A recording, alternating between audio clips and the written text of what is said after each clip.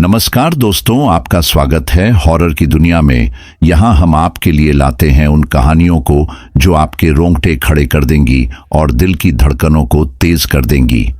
ऐसी रहस्यमयी कहानियां जहाँ आपको हर पल डर और खौफ का एहसास होगा। आज की हमारी कहानी है काठमांडू के एक छोटी सी गांव त्रिपुरा के रहने वाले ट्रक ड्राइवर की खौफनाक आपबीती। मेरी आपसे इतनी गुजारिश है कि आप अगर इस कहानी को पूरा सुनेंगे तो आपको सच में बहुत ज्यादा मजा आने वाला है। साथ ही अगर आप पहली बार हमारे इस चैनल पर आए हैं तो चैनल को अभी सब्सक्राइब कर लीजिए। ऐसा करने से हमारी और आपकी नज़दीकियां बढ़ जाएंगी और आगे आने वाली वीडियो आप तक आसानी से पहुंच जाएंगी। तो ज्यादा समय न लेते हुए जल्दी से अपनी कहानी को शुरू करते हैं। हेलो दोस्तों, मेरा नाम सुधीर है। मेरी उम्र करीब 40 साल है और मैं पिछले 25 साल से ट्रक चला रहा हूं। मेरी जिंदगी की हर रात हाईवे पर बीती है, लेकिन एक रात ऐसी भी आई जिसने मेरी रूह को झकझोर कर रख दिया। यह घटना 2002 की है, जब मैं अपने ट्रक में माल लोड करके काठमांडू से त्रिपुरा गांव के लिए निकला था। मेरे साथ मेरा खलासी सूरज भी था। दोस्तों, इस घटना को सुनने के बाद आप भी पहाड़ी रास्तों पर रात में सफर करना भूल जाएंगे, क्योंकि उस रात मेरी मुलाकात मौत के हाईवे पर एक ऐसी चुड़ैल से हुई जिसने हमारी जिंदगी को मौत से बदतर बना दिया। तो चलिए इस खौफनाक सफर की शुरुआत करते हैं। काठमांडू के पास एक खूबसूरत गांव था जिसका नाम त्रिपुरा था। यह गांव पहाड़ों के बीच बसा हुआ था और चारों तरफ हरियाली और ऊंचे ऊंचे देवदार के पेड़ों से घिरा हुआ था। गांव का हर कोना प्रकृति की सुंदरता का बेजोड़ नमूना था। सुबह की ठंडी हवा, पक्षियों की चहचहाहट और पहाड़ों से गिरते झरने इस जगह को जन्नत जैसा महसूस कराते थे। लेकिन इस खूबसूरती के पीछे कुछ ऐसा भी छिपा था जो वहां के लोगों को डराता था। त्रिपुरा गांव के बुजुर्ग अक्सर कहा करते थे कि पहाड़ों के इस शांत इलाके में एक साया रहता है जो रात में जागता है। सुधीर, जो काठमांडू का रहने वाला था, अक्सर अपने ट्रक से इस गांव में माल लाने और ले जाने का काम करता था। त्रिपुरा गांव के लोगों के साथ उसकी अच्छी पहचान थी। गांव के लोग उसे एक भरोसेमंद और मेहनती ड्राइवर के रूप में जानते थे। सुधीर का खलासी सूरज भी उसके साथ हर सफर पर जाता था। सूरज जवान और चंचल था, लेकिन रात के सफर से उसे हमेशा डर लगता था। भैया, ये पहाड़ी रास्ते और ये जंगल कुछ ठीक नहीं लगता। यहां रात को आवाजें सुनाई देती हैं, सूरज अक्सर कहा करता था। लेकिन सुधीर इन बातों को हंसी में उड़ा देता था। वह कहता, अरे सूरज, ये सब तुम्हारा वहम है। यहां सिर्फ सन्नाटा और पहाड़ों की गूंज है, डरने की कोई बात नहीं। गांव के लोगों ने सुधीर को कई बार चेतावनी दी थी कि त्रिपुरा और काठमांडू के बीच का हाईवे रात में खतरनाक हो जाता है। यहां कई अजीब घटनाएं हो चुकी थीं। कुछ ने कहा कि उन्होंने रास्ते में एक सफेद साड़ी पहने औरत को देखा है जो अचानक गायब हो जाती है। कुछ ने कहा कि उन्होंने अपने ट्रक के ब्रेक फेल होते देखे हैं, जबकि गाड़ी बिल्कुल नई थी। इन कहानियों ने सूरज के डर को और बढ़ा दिया था। सुधीर और सूरज दोनों उस दिन त्रिपुरा गांव से काठमांडू के लिए माल लोड करके निकले थे। यह सफर उनके लिए रोजमर्रा की बात थी, लेकिन इस बार रात के समय उन्हें जाना था। पहाड़ों की तंग सड़कों और घने जंगलों के बीच से गुजरते हुए सफर करना आसान नहीं था। रास्ता इतना सुनसान था कि कई किलोमीटर तक कोई इंसान या वाहन दिखाई नहीं देता था। सूरज ने सुधीर से कहा, भैया, इस बार जल्दी वापस चलते हैं। सुना है कि इस रास्ते पर कुछ अजीब घटनाएं हो रही हैं। सुधीर ने मुस्कुराते हुए कहा, डर मत सूरज, ये सब लोगों की बनाई कहानियां हैं। हमें अपना काम करना है और सुरक्षित वापस लौटना है। सुधीर को यह नहीं पता था कि जिस रास्ते पर वह सफर कर रहा है वह उसकी जिंदगी का सबसे डरावना अनुभव बनने वाला था। पहाड़ों की ऊंचाई और घने जंगल का अंधकार अब धीरे धीरे बढ़ने लगा था। रात का सन्नाटा और ठंडी हवा का बहाव माहौल को और भयानक बना रहे थे। रास्ते में सिर्फ ट्रक की हेडलाइट्स का उजाला था जो काले अंधकार को चीर रहा था। जब वे गांव से कुछ किलोमीटर दूर निकले तो सूरज ने कहा, भैया, ऐसा लग रहा है जैसे कोई हमें देख रहा हो। मुझे हर तरफ डरावनी आंखें महसूस हो रही हैं। सुधीर ने उसे शांत रहने को कहा, लेकिन अंदर से वह भी थोड़ा असहज महसूस करने लगा था। गांव के लोग हमेशा कहते थे कि त्रिपुरा का यह रास्ता सिर्फ दिन के समय सुरक्षित है, रात में यहाँ कोई न कोई घटना जरूर होती है। और आज की रात यह बात सुधीर और सूरज को खुद अनुभव करनी थी। जैसे ही ट्रक ने त्रिपुरा गांव को पीछे छोड़ा, रास्ता धीरे धीरे और सुनसान और खौफनाक होता चला गया। रात के घने अंधकार ने पहाड़ों और जंगलों को एक रहस्यमयी काले चादर में ढक दिया था। सुधीर ने ट्रक की हेडलाइट्स को हाई बीम पर कर दिया ताकि रास्ता साफ दिख सके, लेकिन उसकी रोशनी भी सिर्फ कुछ ही फीट तक जा रही थी।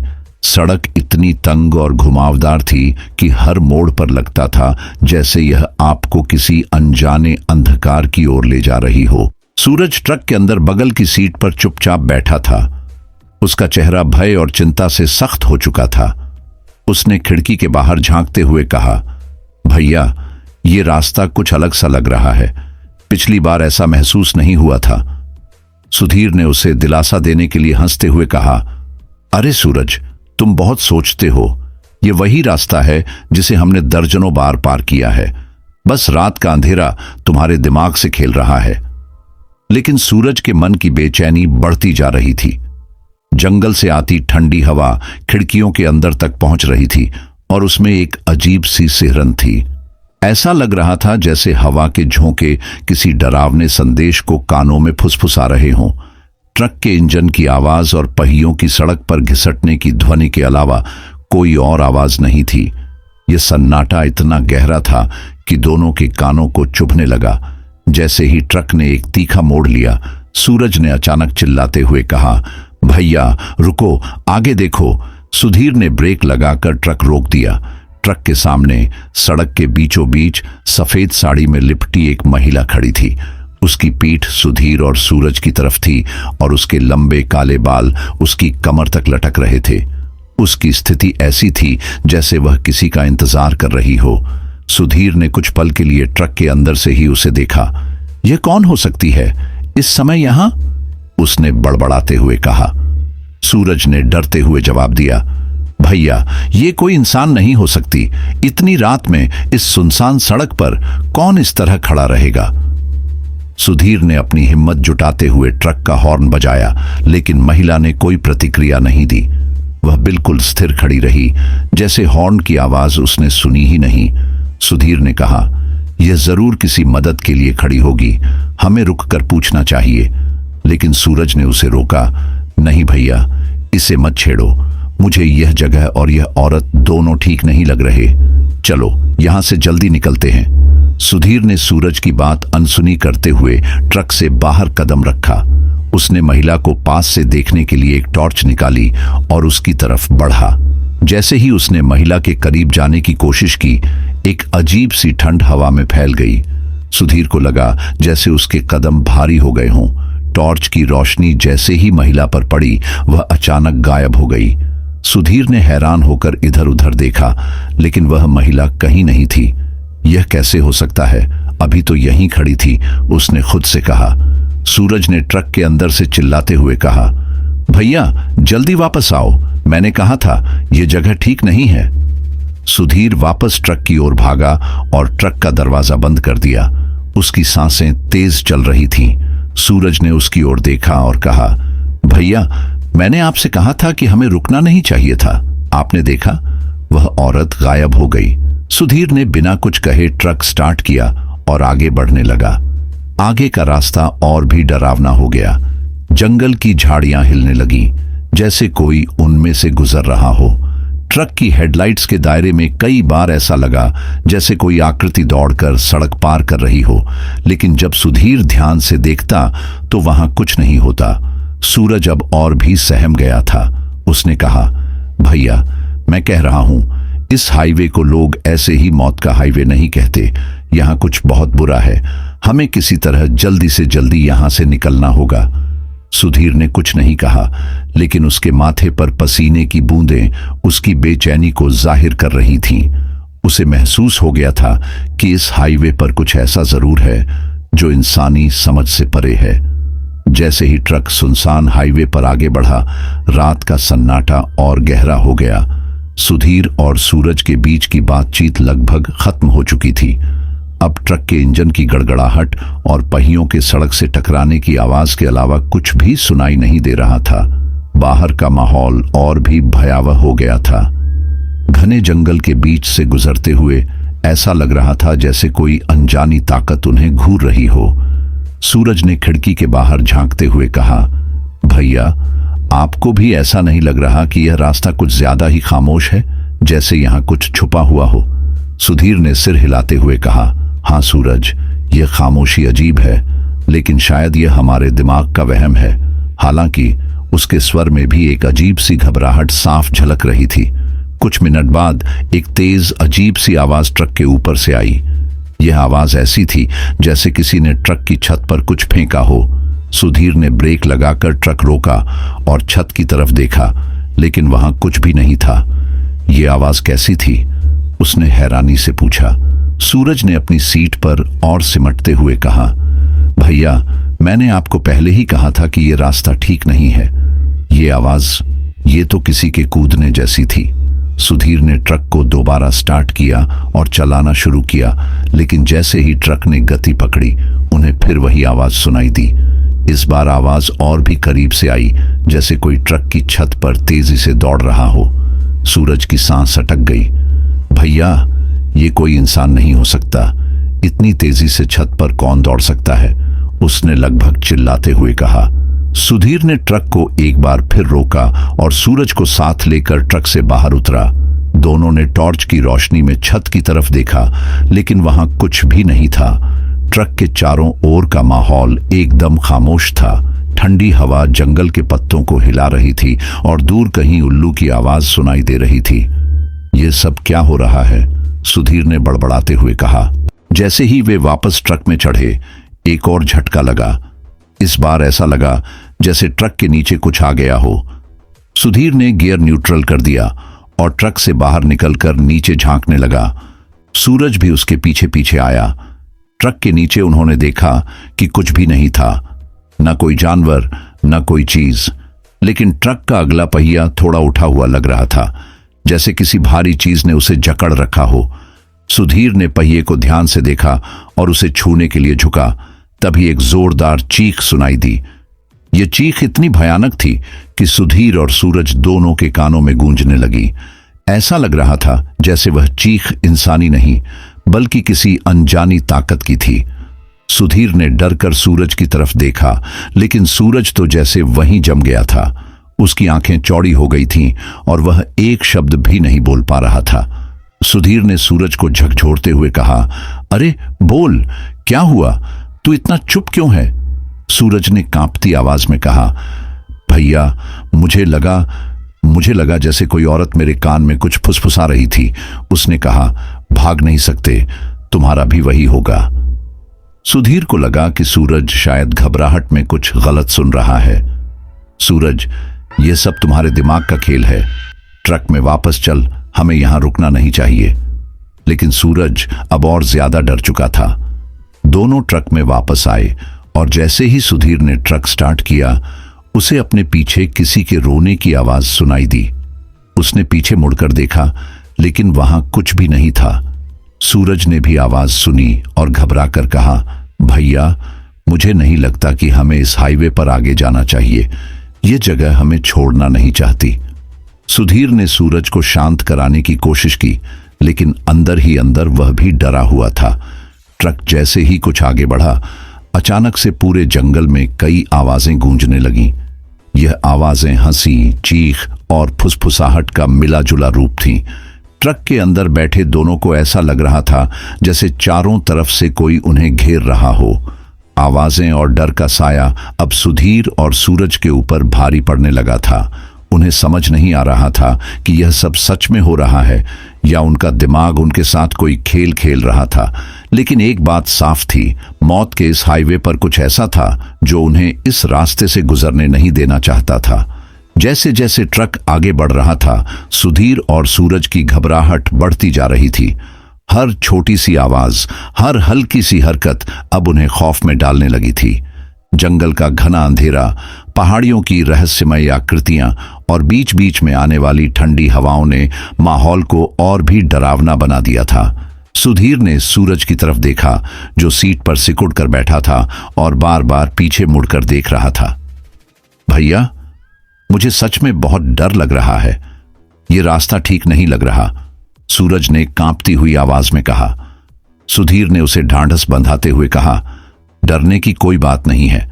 शायद हम थक गए हैं और दिमाग हमारा खेल खेल रहा है। बस थोड़ी देर में ये रास्ता खत्म हो जाएगा। लेकिन खुद सुधीर को भी अपने ही शब्दों पर यकीन नहीं था। अचानक ट्रक के सामने एक तेज सफेद रोशनी चमकी। ऐसा लग रहा था जैसे कोई व्यक्ति बीच सड़क पर खड़ा है। सुधीर ने झटके से ब्रेक लगाया। ट्रक के पहिए चिल्लाते हुए रुके और दोनों के सिर आगे की तरफ झटक गए। सूरज ने घबराकर पूछा, भैया क्या हुआ? सुधीर ने कांपती आवाज में कहा, सामने सामने कोई खड़ा है। दोनों ने खिड़की से बाहर झांका। सड़क पर एक लंबी सफेद साड़ी पहने हुए महिला खड़ी थी। उसकी साड़ी इतनी सफेद थी कि अंधेरे में चमक रही थी, लेकिन सबसे खौफनाक बात यह थी कि उसका चेहरा पूरी तरह अस्पष्ट था, जैसे वहां कुछ भी नहीं हो। सुधीर ने सूरज को देखा और सूरज की हालत देखकर उसका खून ठंडा हो गया। सूरज का चेहरा पीला पड़ गया था और उसकी आंखें इतनी चौड़ी हो गई थीं जैसे वह कुछ ऐसा देख रहा हो जिसे इंसानी आंखें सहन नहीं कर सकती। भैया, वो औरत, उसका चेहरा नहीं है, सूरज ने कांपते हुए कहा। सुधीर ने फिर से बाहर झांका और सच में उस औरत का चेहरा गायब था। उसकी गर्दन के ऊपर सिर्फ एक खाली जगह थी जहां चेहरा होना चाहिए था। महिला एक पल के लिए स्थिर खड़ी रही, फिर धीरे धीरे ट्रक की तरफ बढ़ने लगी। सुधीर ने जल्दी से गियर बदला और ट्रक को रिवर्स में डाल दिया। ट्रक के पहिए जोर जोर से घिसटने लगे और पीछे की तरफ जाते ही दोनों ने देखा कि वह औरत ट्रक के करीब आ रही थी। उसकी चाल धीमी लेकिन स्थिर थी, जैसे वह जानती हो कि उसके पास समय की कोई कमी नहीं है। भैया जल्दी चलाओ, वो हमारे पास आ रही है, सूरज लगभग चिल्लाते हुए बोला। सुधीर ने गैस पर जोर दिया, लेकिन ट्रक अजीब तरीके से झटका खा रहा था। ऐसा लग रहा था जैसे किसी ने उसे जकड़ लिया हो। महिला अब ट्रक के बिल्कुल पास आ चुकी थी। सुधीर ने खिड़की बंद करने के लिए हाथ बढ़ाया, लेकिन उसकी आंखें उस औरत पर जमी रह गईं।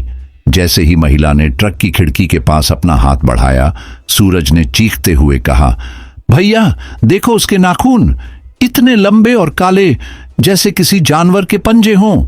सुधीर ने खिड़की जोर से बंद की और उसी वक्त महिला का हाथ खिड़की से टकराया। एक भयानक धातु जैसी आवाज हुई और ट्रक एक पल के लिए हिल गया। सुधीर ने ट्रक को आगे बढ़ाने की कोशिश की, लेकिन ट्रक अब भी रुक रुक कर चल रहा था। महिला अब खिड़की से नीचे झुककर ट्रक के नीचे झांकने लगी। उसकी हरकतें इंसानों जैसी नहीं थीं। वह ऐसे झुक रही थी जैसे उसकी हड्डियां टूट फूट रही हों, लेकिन उसे कोई दर्द नहीं हो रहा था। सूरज ने कांपते हुए कहा, भैया ये औरत इंसान नहीं हो सकती, ये चुड़ैल है। सुधीर ने भी अब मान लिया था कि कुछ तो असामान्य हो रहा है। उसने पूरी ताकत से ट्रक को स्टार्ट किया और एक तेज झटका लगाते हुए ट्रक को आगे बढ़ा दिया। महिला पीछे छूट गई, लेकिन उसकी आवाज अब भी सुनाई दे रही थी। वह तेज खौफनाक हंसी हंस रही थी जो दोनों के कानों में गूंज रही थी। सूरज ने रोते हुए कहा, भैया हम इस हाईवे पर क्यों आए? ये औरत हमें छोड़ने वाली नहीं है। सुधीर ने सूरज को शांत कराने की कोशिश की, लेकिन खुद उसका दिल भी डर से कांप रहा था। वह जानता था कि यह सिर्फ शुरुआत थी।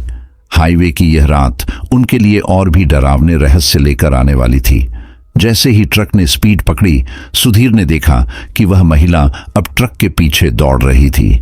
उसकी रफ्तार इतनी तेज थी कि इंसानी क्षमता से परे लग रही थी, और उसकी वह हंसी उनके दिमाग में गूंजती रही, जैसे वह उनकी आत्मा तक पहुंच चुकी हो।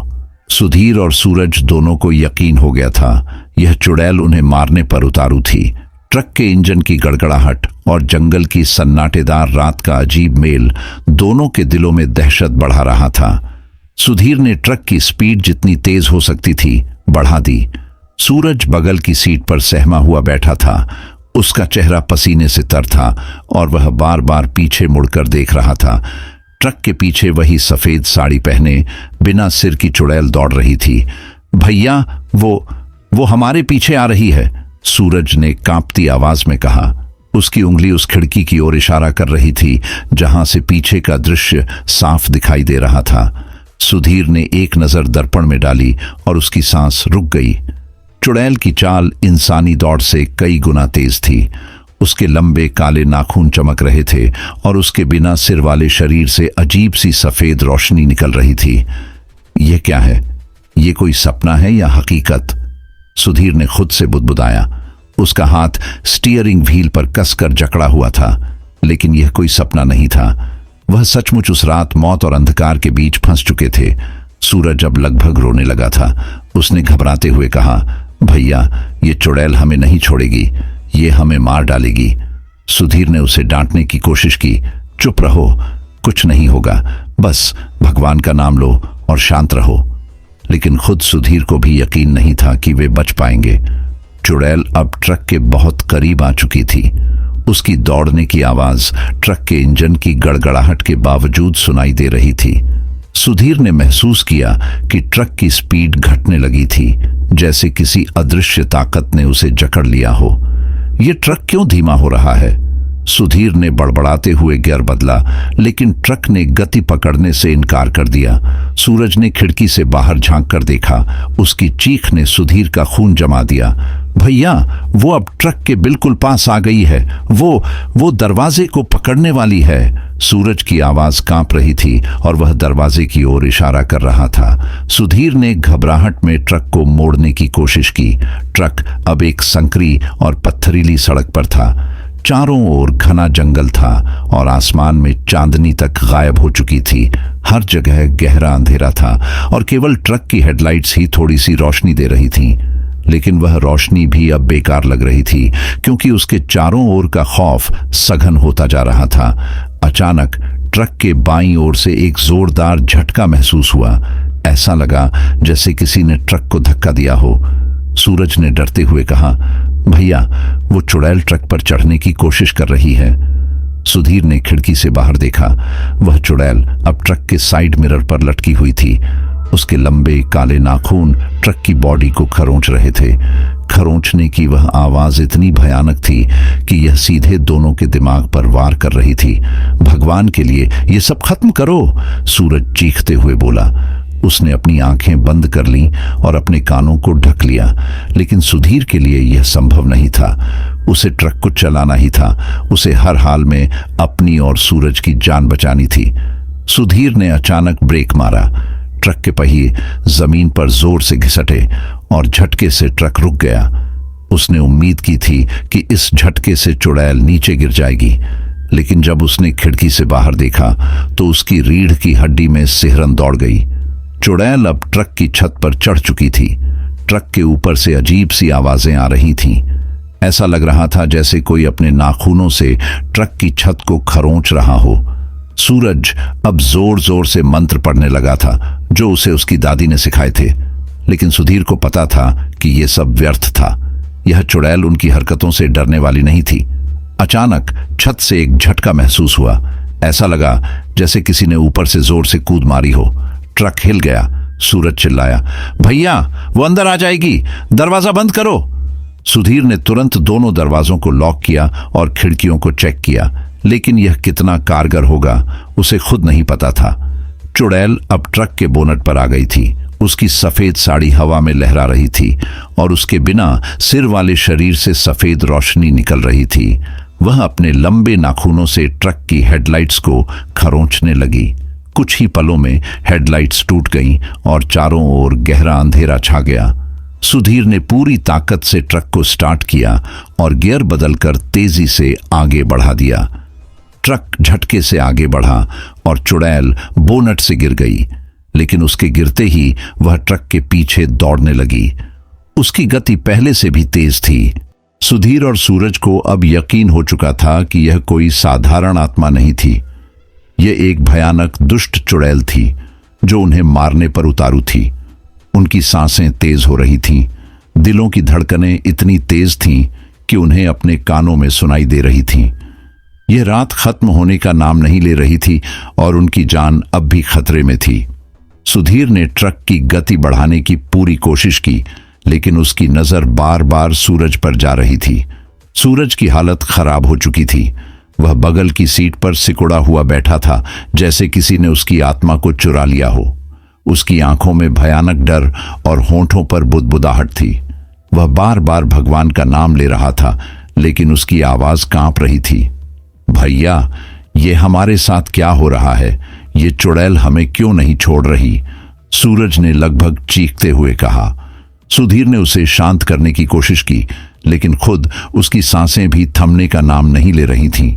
वह खुद भी समझ नहीं पा रहा था कि यह सब कैसे खत्म होगा। अचानक सूरज ने एक जोरदार चीख मारी। उसकी चीख इतनी तेज और दिल दहला देने वाली थी कि सुधीर का हाथ स्टीयरिंग से छूटते छूटते बचा। क्या हुआ सूरज?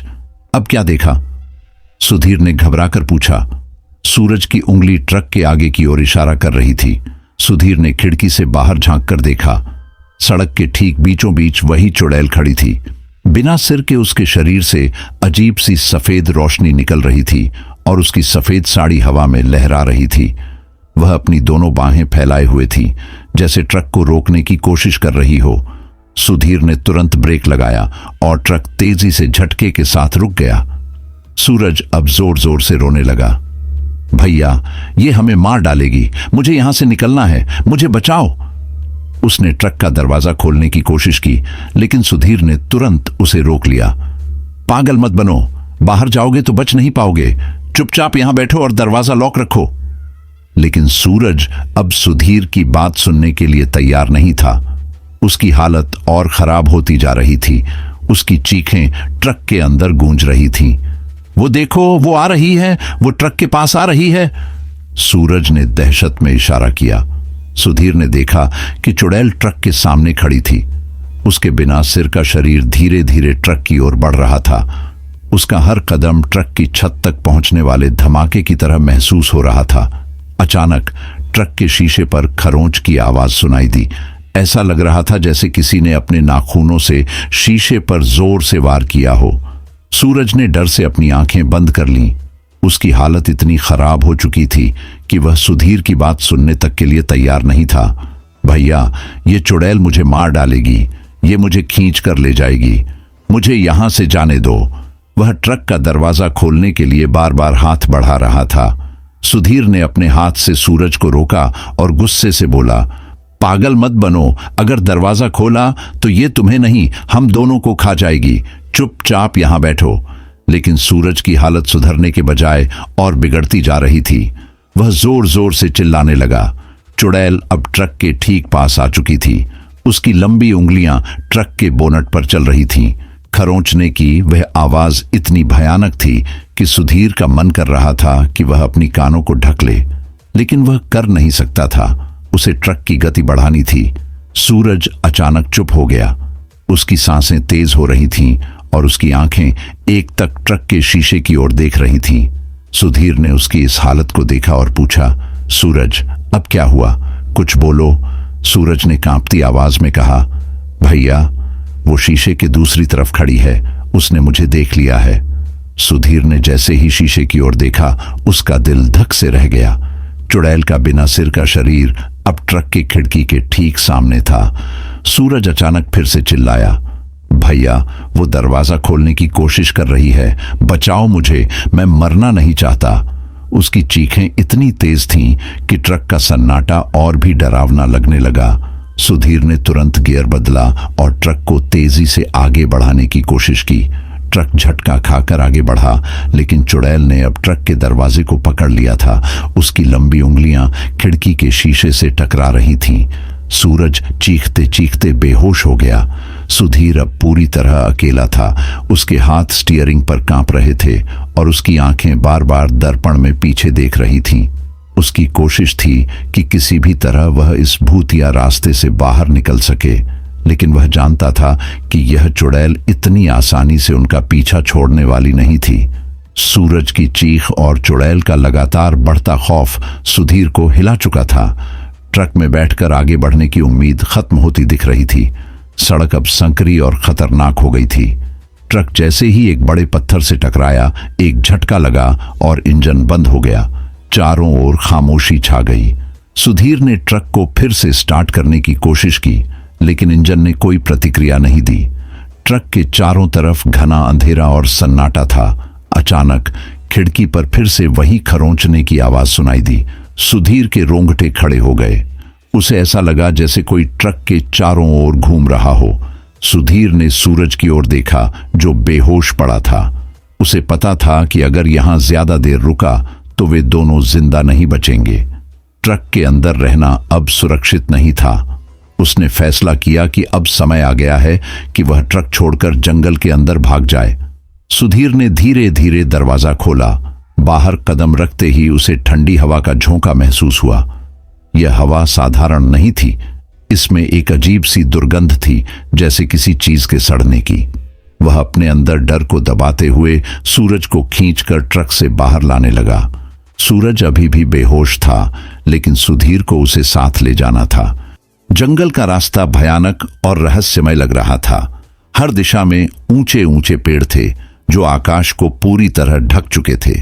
चांदनी तक इन पेड़ों से छनकर जमीन तक नहीं पहुंच रही थी। चारों ओर एक अजीब सन्नाटा था, जिसे बीच बीच में झींगुरों की आवाज तोड़ रही थी। सुधीर ने सूरज को अपने कंधे पर लांदा और जंगल के अंदर भागने लगा। हर कदम पर उसे ऐसा महसूस हो रहा था जैसे कोई उसका पीछा कर रहा हो। उसके कदमों की आवाज के साथ एक और आवाज थी, जो घसीटने जैसी लग रही थी। वह बार बार पीछे मुड़कर देखता, लेकिन उसे कुछ नजर नहीं आ रहा था। जंगल के अंदर कुछ दूरी पर पहुंचते ही उसे लगा कि किसी ने उसका नाम पुकारा। सुधीर! ये आवाज धीमी लेकिन गूंजती हुई थी। उसने अपने कदम तेज कर दिए, लेकिन आवाज फिर से आई, सुधीर रुक जाओ। ये आवाज अब और नजदीक लग रही थी। सुधीर ने घबराकर पीछे देखा, लेकिन वहां कोई नहीं था। वह समझ नहीं पा रहा था कि यह उसकी कल्पना है या वास्तव में कोई उसका पीछा कर रहा है। तभी उसके सामने अचानक एक चमकती हुई आकृति प्रकट हुई। ये वही चुड़ैल थी जो ट्रक के पास थी। तुम मुझसे बचकर नहीं जा सकते, चुड़ैल की आवाज गूंज रही थी। उसका बिना सिर का शरीर अब और भी डरावना लग रहा था। उसकी लंबी उंगलियां हवा में फैल गई थीं और उसकी सफेद साड़ी का एक सिरा जमीन को छू रहा था। सुधीर ने सूरज को जमीन पर रखा और अपनी पूरी ताकत से भागने की कोशिश की। वह सोच रहा था कि सूरज को यहां छोड़ना सही है या गलत, लेकिन डर ने उसे अंधा कर दिया था। वह तेजी से भाग रहा था, लेकिन उसे ऐसा लग रहा था कि जंगल का रास्ता कभी खत्म नहीं होगा। भागते भागते वह एक छोटे से तालाब के पास पहुंचा। तालाब के पानी में अजीब सी हलचल हो रही थी। पानी काला और सड़ांत भरा था। सुधीर ने तालाब के पास से गुजरते हुए महसूस किया कि उसमें से हाथ जैसी आकृतियां बाहर निकल रही थीं। यह दृश्य उसकी सांसें रोक देने वाला था। तालाब पार करते ही उसने महसूस किया कि कोई उसके पीछे पीछे आ रहा है। उसकी हिम्मत नहीं हो रही थी पीछे देखने की, लेकिन तभी एक जोरदार झटका लगा और वह जमीन पर गिर पड़ा। उसने ऊपर देखा तो वही चुड़ैल उसके ऊपर झुकी हुई थी। तुम मुझसे बचकर नहीं जा सकते सुधीर, यह जंगल मेरा है, चुड़ैल की आवाज गूंज रही थी। सुधीर ने अपनी पूरी ताकत लगाई और वहां से फिर भागने की कोशिश की। उसने एक पत्थर उठाकर चुड़ैल की ओर फेंका, लेकिन वह पत्थर चुड़ैल को पार करता हुआ दूसरी ओर चला गया। सुधीर को अब समझ आ गया था कि यह कोई साधारण भूतिया अनुभव नहीं है। यह चुड़ैल उनकी आत्मा लेने के लिए तैयार थी। वह दौड़ता रहा और उसकी सांसें अब जवाब देने लगी थीं, लेकिन वह रुक नहीं सकता था। उसे हर हाल में सूरज को भी बचाना था। अचानक जंगल के अंदर उसे एक पुराना मंदिर नजर आया। मंदिर की टूटी फूटी दीवारों पर तंत्र मंत्र के चिन्ह बने हुए थे। सुधीर को लगा कि शायद यही उनकी आखिरी उम्मीद हो सकती है। उसने अपनी पूरी ताकत जुटाई और मंदिर की ओर भागा, लेकिन चुड़ैल की हंसी अब और तेज हो गई थी। वह सुधीर के पीछे पीछे आ रही थी, जैसे उसकी हर हरकत को देख रही हो। क्या मंदिर सुधीर और सूरज की जान बचा पाएगा, या यह जंगल उनकी आखिरी मंजिल बनेगा? यह सवाल अब सुधीर के दिमाग में गूंज रहा था। लेकिन एक बात साफ थी, जंगल के अंदर भागना उनकी सबसे बड़ी गलती साबित हो सकती थी। सुधीर के पैर दर्द से थरथरा रहे थे, लेकिन मंदिर की झलक ने उसे नई उम्मीद दी। यह मंदिर किसी तरह के तंत्र मंत्र से भरा हुआ लग रहा था। उसकी दीवारें काले धुएं और घास से ढकी हुई थीं। मूर्तियों पर पड़े धूल और मकड़ियों के जाले यह बता रहे थे कि इसे सालों से किसी ने नहीं छुआ। लेकिन मंदिर के दरवाजे के ऊपर लगे एक तावीज ने सुधीर का ध्यान खींचा। यह तावीज अजीब सा चमक रहा था, जैसे इसमें कोई अलौकिक शक्ति हो। सुधीर ने सूरज को खींचते हुए मंदिर की चौखट पर पहुंचाया। वह अंदर जाने ही वाला था कि उसने महसूस किया कि हवा भारी हो गई है। एक सर्द झोंका उसकी गर्दन के पास से गुजरा और फिर पीछे से वही खौफनाक हंसी गूंज उठी। तुम्हें लगता है कि यह मंदिर तुम्हें मुझसे बचा सकता है? चुड़ैल की आवाज अब और तीखी और भयानक हो गई थी। सुधीर ने सूरज को मंदिर के अंदर खींचा और दरवाजे को धक्का देकर बंद करने की कोशिश की, लेकिन दरवाजा जाम हो गया था। चुड़ैल का कटा हुआ सिर अब हवा में झूल रहा था और उसकी उंगलियां जैसे दरवाजे की ओर बढ़ रही थीं। मंदिर के अंदर आते ही सुधीर को महसूस हुआ कि यहां की हवा अलग है। यह सन्नाटा भरा लेकिन सुरक्षा का आभास दे रहा था। दीवारों पर बने मंत्र और यंत्र जैसे अपनी कहानी बयां कर रहे थे। जमीन पर पड़े एक पुराने चिमटे और राख की ढेर ने साफ किया कि यहां कभी किसी अघोरी का निवास रहा होगा। तभी सुधीर की नजर एक छोटी सी मूर्ति पर पड़ी। यह मूर्ति काले पत्थर से बनी हुई थी और इसके चारों ओर तावीज लटक रहे थे। सुधीर को समझ नहीं आया कि इसे कैसे इस्तेमाल किया जाए, लेकिन उसने वह चमकता हुआ तावीज उठाया। यह तावीज तुम्हें बचा नहीं सकता सुधीर। चुड़ैल की आवाज अब मंदिर के अंदर गूंजने लगी थी। वह अब दरवाजे के पास थी और उसका कटा हुआ सिर लगातार सुधीर की ओर देख रहा था। सुधीर ने अपने डर को दबाते हुए तावीज को अपने गले में पहन लिया। जैसे ही तावीज उसकी त्वचा को छुआ, मंदिर के अंदर हल्की रोशनी फैल गई। ऐसा लग रहा था जैसे इस तावीज में कोई दिव्य शक्ति हो। चुड़ैल ने एक तीखी चीख मारी और दरवाजे से पीछे हट गई। यह तावीज मेरा दुश्मन है, वह चिल्लाई। सुधीर ने जल्दी से सूरज को होश में लाने की कोशिश की। उसने उसे झकझोरा, लेकिन सूरज की आंखें नहीं खुलीं। उसने फिर से मंदिर के चारों ओर देखा और एक कोने में कुछ पुराने दीपक पड़े हुए पाए। उसने दीपक जलाने के लिए दीवार पर लगे छोटे तेल के मटके का इस्तेमाल किया। दीपक जलते ही मंदिर के अंदर की हवा और भी रहस्यमयी हो गई। चुड़ैल अब बाहर से मंदिर को घेर रही थी। उसकी खौफनाक परछाई दीवारों पर नजर आ रही थी। तुम यह तावीज हटाओ सुधीर, यह तुम्हें नहीं बचा सकता। उसकी आवाज अब विकृत और गहरी हो चुकी थी। सुधीर ने महसूस किया कि वह दरवाजे को तोड़ने की कोशिश कर रही है।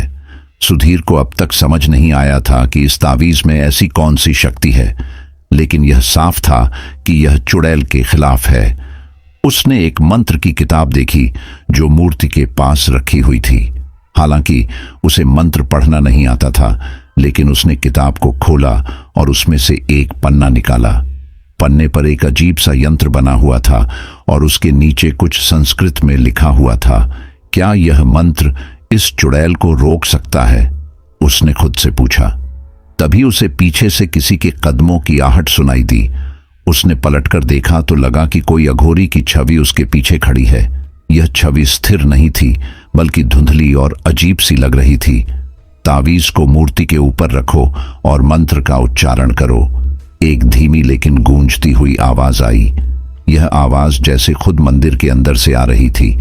सुधीर ने बिना कुछ सोचे तावीज को मूर्ति के ऊपर रखा और किताब से मंत्र पढ़ने की कोशिश की। मंत्र के पहले ही शब्द ने मंदिर के अंदर की रोशनी को और तेज कर दिया। चुड़ैल की चीखें अब असहनीय हो चुकी थीं। नहीं, यह मत करो, वह चिल्लाई। सुधीर ने अपनी पूरी ताकत से मंत्र को जोर से दोहराया। चुड़ैल की परछाई मंदिर के दरवाजे से हटने लगी। ऐसा लग रहा था कि वह मंदिर के शक्ति क्षेत्र में प्रवेश नहीं कर पा रही थी। सुधीर को यकीन हो गया कि तावीज और यह मंत्र उसकी अंतिम उम्मीद हैं। लेकिन क्या यह पुराना मंदिर और यह तावीज सचमुच चुड़ैल को हरा पाएंगे?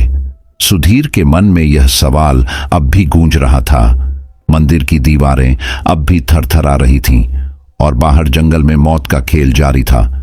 पुजारी की सख्त चेतावनी के बावजूद सूरज ने मंदिर की चौखट पार करने की गलती कर दी। मंदिर के भीतर जो सुरक्षा का एहसास था वह जैसे ही उसने बाहर कदम रखा खत्म हो गया। हवा अचानक भारी हो गई और जंगल में अजीबोगरीब सरसराहट सुनाई देने लगी। रात पहले ही खौफनाक थी, लेकिन अब तो हर ओर एक अनजाना खतरा मंडराने लगा था। सुधीर ने घबराते हुए चिल्लाया, सूरज वापस आओ, मत जाओ बाहर, तुम नहीं जानते कि तुम क्या कर रहे हो। लेकिन सूरज, जो अब तक डर और जिद के बीच झूल रहा था, सुधीर की बातों को अनसुना करता रहा। शायद उसे लगा कि पुजारी की बातें केवल डराने के लिए कही गई थीं। जैसे ही सूरज ने एक और कदम आगे बढ़ाया, जंगल की ठंडी हवा अचानक गर्म हो गई। माहौल में अजीब सी गंध फैल गई, जली हुई लकड़ी और कुछ सड़ी हुई चीज की मिलीजुली गंध। तभी दूर से एक भयानक ठहाका सुनाई दिया। ये हंसी किसी इंसान की नहीं लग रही थी। ये गूंजती हुई खौफनाक हंसी थी, जो जैसे सीधे सूरज के अंदर तक उतर गई हो। सूरज ठिठक कर रुक गया। उसकी सांसें तेज हो गईं और माथे पर पसीने की बूंदें उभर आईं। उसने सुधीर की ओर मुड़कर देखा, लेकिन अब तक बहुत देर हो चुकी थी। अचानक जंगल के बीचों बीच एक आकृति उभरी। वह चुड़ैल थी, सफेद साड़ी में लिपटी, बाल बिखरे हुए, और उसके गले से अजीब सी आवाजें निकल रही थीं। उसकी लाल जलती हुई आंखें सूरज की ओर सीधे देख रही थीं। सूरज जैसे अपनी जगह पर जम गया। उसके पैरों में कोई हलचल नहीं थी, मानो किसी अदृश्य ताकत ने उसे जकड़ लिया हो। सुधीर ने हिम्मत करके चिल्लाया, सूरज, तावीज निकालो, उसे दिखाओ। लेकिन सूरज जैसे सुधीर की आवाज सुन ही नहीं पा रहा था।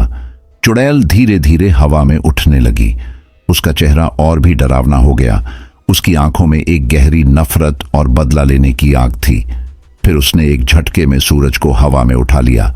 सूरज जोर जोर से चीखने लगा, सुधीर भैया, मुझे बचाओ, मैं मर जाऊंगा, कुछ करो। उसकी चीखें इतनी दर्दनाक थीं कि सुधीर का कलेजा फटने लगा। उसने मंदिर के भीतर से तावीज को उठाकर चुड़ैल की ओर फेंकने की कोशिश की, लेकिन तावीज हवा में ही रुक गया। ऐसा लग रहा था कि चुड़ैल की ताकत ने सब कुछ अपने काबू में कर लिया हो। चुड़ैल ने सूरज को अपनी ताकत से जोर से झटका दिया। वह उसे हवा में इधर उधर घुमाने लगी। सूरज की चीखें जंगल के हर कोने में गूंज रही थीं। सुधीर कुछ कदम बाहर निकलने की कोशिश कर रहा था, लेकिन पुजारी की आवाज उसके कानों में गूंज रही थी, जो मंदिर की चौखट पार करेगा उसका अंत निश्चित है। सुधीर की आंखों के सामने सूरज को चुड़ैल ने गहरे जंगल में फेंक दिया। उसकी चीखें धीरे धीरे खामोशी में बदल गईं। सुधीर ने दौड़ने की कोशिश की, लेकिन उसकी टांगें कांपने लगीं। सूरज का कोई निशान नहीं था। जंगल की घनी परतें उसे अंधकार में निगल चुकी थीं। सुधीर घुटनों के बल गिर गया। उसकी आंखों से आंसू बह रहे थे। वह सूरज को बचाने में नाकाम रहा। चुड़ैल ने अपनी भयानक हंसी से पूरे जंगल को कंपा दिया। यह हंसी उसकी जीत का ऐलान थी। सुधीर का दिल अपराध बोध और गहरे दुख से भर गया। सूरज की मौत ने न सिर्फ उसे सदमे में डाला, बल्कि उसकी आत्मा को भी जख्म दे दिया। सुधीर ने सिर झुकाकर जंगल की ओर देखा और बुदबुदाया, सूरज, मैं तुम्हें बचा नहीं सका। यह सब मेरी गलती है। काश मैंने तुम्हें बाहर जाने से रोक लिया होता। उस रात की घटना ने सुधीर की जिंदगी पर एक ऐसा घाव छोड़ा जिसे वक्त भी कभी नहीं भर सका। सुधीर ने तेजी से मंदिर के बड़े दरवाजे को अंदर से बंद कर लिया। उसकी सांसें तेज चल रही थीं और दिल की धड़कनें इतनी तेज थीं कि उसे अपने कानों में गूंजती महसूस हो रही थीं। बाहर जंगल में अजीबोगरीब आवाजें गूंज रही थीं। चुड़ैल की खौफनाक हंसी, जानवरों की चीखें और पत्तों के सरसराने की रहस्यमय ध्वनियां। वह अपनी पीठ मंदिर की दीवार से टिकाकर बैठ गया और उसकी आंखों से आंसू बहने लगे। पुजारी ने उसे सहारा देते हुए कहा, बेटा, शांत हो जाओ, अब तुम सुरक्षित हो। मंदिर की दीवारें और यह तावीज तुम्हारी रक्षा करेंगे। लेकिन याद रखना, इस रात ने जो कीमत मांगी है वह केवल तुम्हारे खलासी सूरज ने चुकाई है।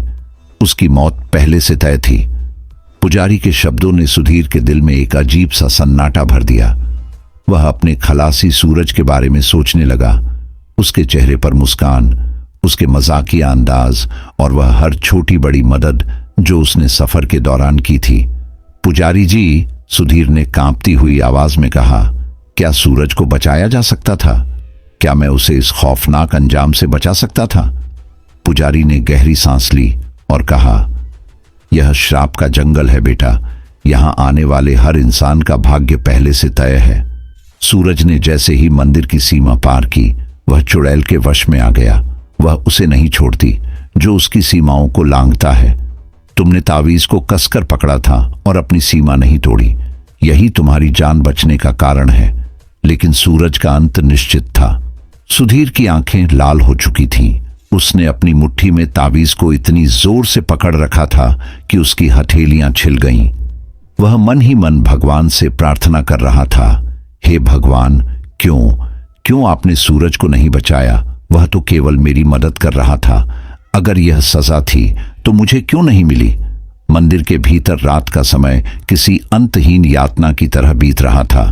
बाहर जंगल में अजीब सी हलचल जारी थी। कभी कभी ऐसा लगता जैसे चुड़ैल मंदिर के चारों ओर घूम रही हो।